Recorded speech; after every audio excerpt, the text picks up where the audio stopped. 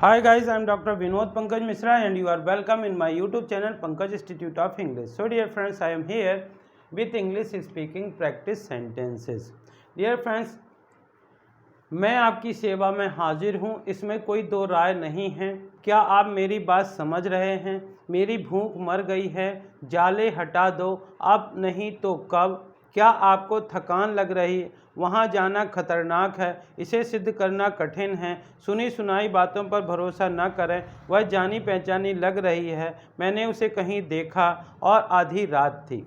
इसी प्रकार के सेंटेंसेस को ये हम इंग्लिश में कैसे बोलते हैं, कैसे ट्रांसलेशन करते हैं, यदि आप जानना चाहते हैं तो सब्सक्राइब कीजिए पंकज इंस्टीट्यूट ऑफ इंग्लिश को तथा इसे ज़्यादा से ज़्यादा लाइक और शेयर करिए। शुरू करते हैं आज के वाक्य। जैसे लिखा है, मैं आपकी सेवा में हाजिर हूँ। कोई भी व्यक्ति ये कहना चाहता है कि आप मुझसे जो भी काम करवाना चाहते हैं या आपको मुझसे जो भी चाहिए, मैं सेवा में हाजिर हूँ। तो मैं आपकी सेवा में हाजिर हूँ, इसको बोलेंगे आई am at your service. I am at your service, इस प्रकार से बोलते हैं। नेक्स्ट सेंटेंस लिखा हुआ है, इसमें कोई दो राय नहीं। जब कोई एक बात किसी चीज़ पे परफेक्ट बैठती है तो हम बोलते हैं कि ऐसा होना ही होना है, इसमें कोई दो राय नहीं है। तो इसको बोलते हैं there are no two ways in it। There are no two ways in it। इसमें कोई दो राय नहीं है। क्या आप मेरी बात समझ रहे हैं? जब आप किसी को कुछ बताते हैं और उसको जोर डालना चाहते हैं कि क्या मैं जो बोल रहा हूँ, क्या आप मेरी बात समझ रहे हैं, तो इसको बोलेंगे आर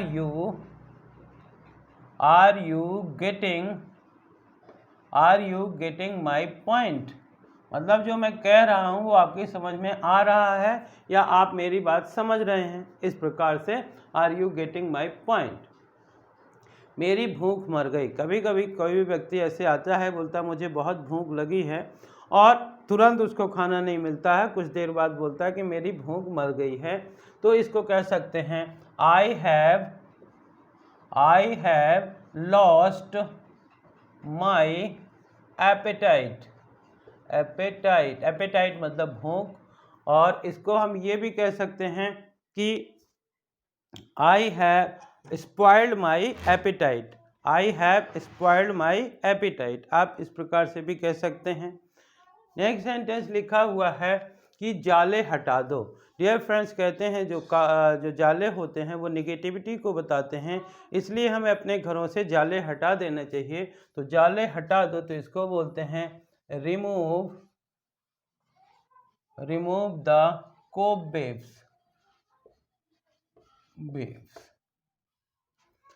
अब नहीं तो कब। जब कोई काम आप शुरुआत करना चाहते हैं, अचानक कोई बोल देता है कि इसको अभी मत करो, तो आप बोलते हैं कि यही सबसे अच्छा टाइम है, अब नहीं तो कब। अब नहीं तो कब, not now then when. Not now then when.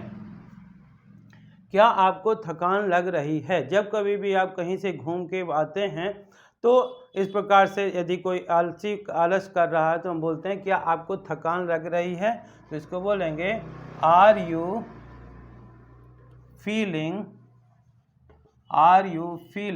और थकान को इंग्लिश में बोलते हैं fatigue. Are you feeling fatigue. वहाँ जाना खतरनाक है।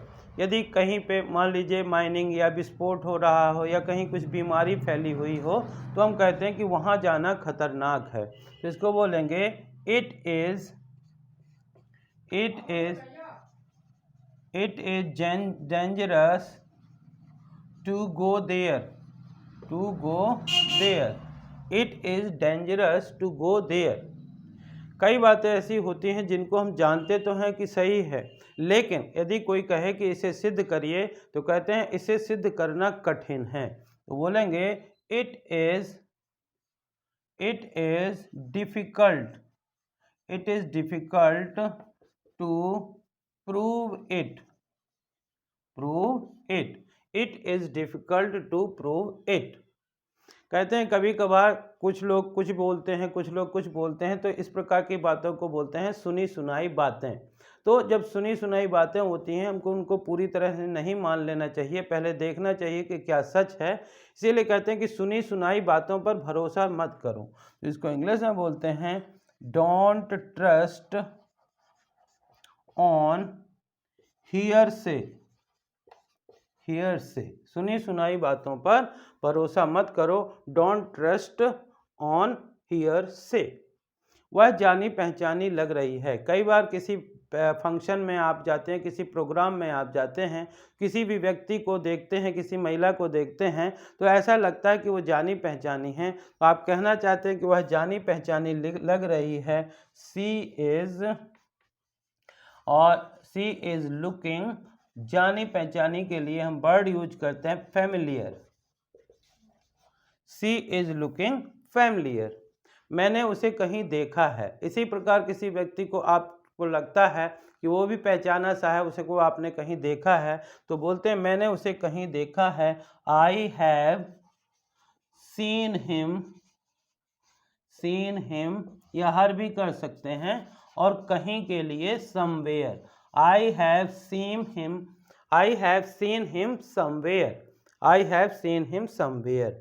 और आधी रात थी, कभी कभार बताते कि उस समय की घटना है जब आधी रात थी, तो इसको बोलेंगे it was midnight, it was midnight, आधी रात थी।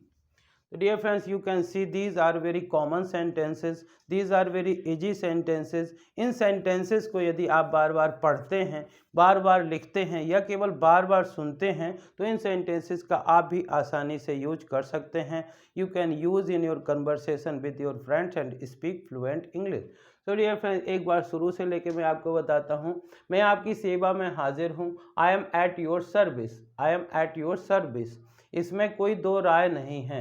There are no two ways in it, there are no two ways in it. क्या आप मेरी बात समझ रहे हैं? Are you getting my point, are you getting my point. मेरी भूख मर गई है। I have lost my appetite, I have lost my appetite, या it has spoiled my appetite भी कह सकते हैं। जाले हटा दो, remove the cobwebs, remove the cobwebs. अब नहीं तो कब, not now then when, not now then when. क्या आपको थकान लग रही है? Are you feeling fatigue, are you feeling fatigue. वहाँ जाना खतरनाक है। It is dangerous to go there, it is dangerous to go there. इसे सिद्ध करना कठिन है। It is difficult to prove it, it is difficult to prove it. सुनी सुनाई बातों पर भरोसा ना करो। Don't trust on hearsay, don't trust on hearsay. वह जानी पहचानी लग रही है। She is looking familiar, she is looking familiar. Hearsay का मतलब होता है कही कहाई बातें।